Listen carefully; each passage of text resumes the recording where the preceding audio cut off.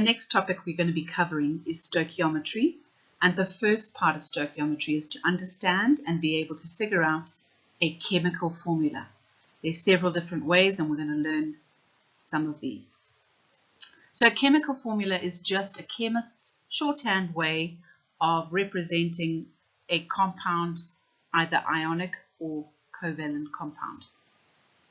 Chemical formula is described as a way of showing the relative numbers of atoms in a chemical compound or a molecule using chemical element symbols, numbers, and sometimes there are other symbols like brackets, plus and minus signs in the formula. We're going to start by interpreting chemical formulae. Sometimes you have seen or heard a formula, and we need to know what the different parts of a formula mean. So using water, a very familiar formula, you've all seen it and used it. The formula is H2O, and we're very familiar with that. What does all of that mean? The capital H represents the symbol hydrogen. We know that that is the symbol for the element hydrogen. The 2, which please take note, is a subscript. So it is a small 2 that is across the line if you were writing on line paper. It indicates that there are 2 atoms of the element in the compound or molecule. So there are 2 atoms of the hydrogen, the element that immediately precedes the number. And then the O represents the element oxygen. You'll notice that after the O there is no number. When there is only 1 atom of that element in the compound, we leave out the number. We don't write that number. So no subscript indicates that there's only 1 atom.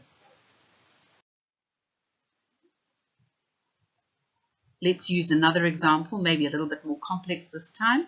This time we have ethanol. And in ethanol, the C represents carbon. The 2 indicates that there are 2 atoms of carbon in the compound or molecule. The H again represents hydrogen, and this time there are 5 hydrogens in the molecule. The O represents the element oxygen, and because it's got no subscript, there is just 1 oxygen. And lastly, you'll see that there's another H. Sometimes this happens where we get the hydrogens separated. That is just because it's a partially displayed formula. So don't worry too much about it, but it does tell you that there's 1 more hydrogen in this molecule. So altogether there are 6 hydrogens. Now let's work out chemical formulae if we're told the number of atoms that are present, the relative number of atoms present in a compound. So if you're told that a compound contains 1 nitrogen that is bonded to 3 hydrogen atoms, we simply write out the formula using our subscripts. N, no subscript because there's only 1 of them, H3, NH3, and we know that that compound is ammonia. The subscript immediately after refers to the number of atoms of that element present in the compound.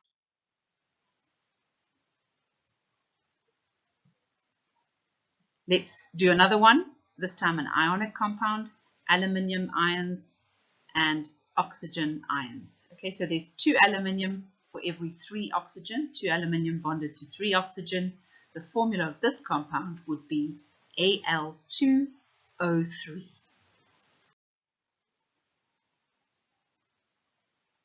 The next way, a fairly simple way, is working out the chemical formulae from diagrams.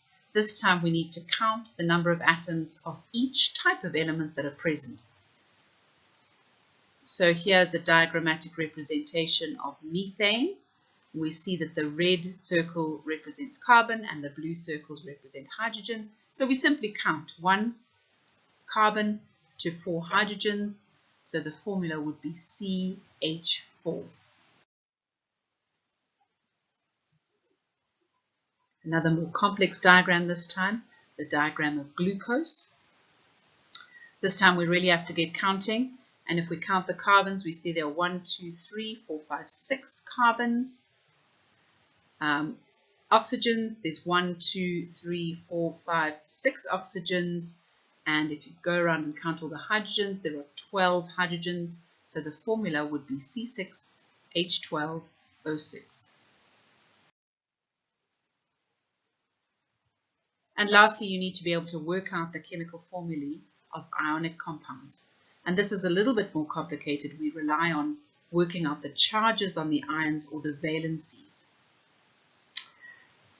So remember, the overall charges on the cations and anions must balance out, because the electrons that are lost by the metals were gained by the nonmetals. Remember that ionic compounds have no overall charge, but the individual ions are obviously charged. So you're going to work out the valency of the element, and then you can figure out the charge on the ion from that valency. You need to be able to work out the chemical formulae of ionic compounds. And to do this, you need to know the charges on cations and anions. So let's use the example of magnesium chloride. Magnesium is in group 2, so it has 2 outer shell electrons, and therefore its valency is 2.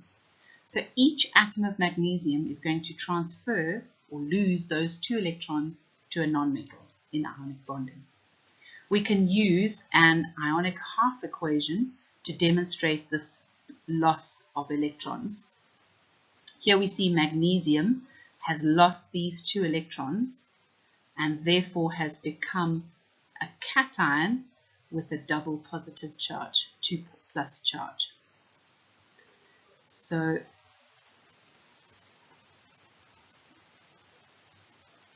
just removing these.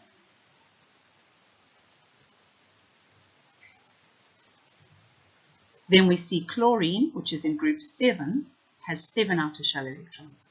So its valency is 1. Remember, it needs to gain a full outer shell of 8 electrons. Valency is its bonding power. It will gain or share 1 electron. So it gains 1 electron from a metal when it bonds ionically. And again, we have the ionic half equation showing chlorine gaining 1 electron and becoming negatively charged, having a single negative charge. Now we can see that this electron that's been gained by chlorine has been lost by magnesium. But magnesium is losing 2 electrons and chlorine is only gaining 1. So to figure out the formula, we must balance out these electrons that are lost by magnesium and gained by chlorine. If one magnesium loses 2 electrons, they must be transferred to 2 chlorines to form magnesium chloride NgCl2. That's how we figure out the formula.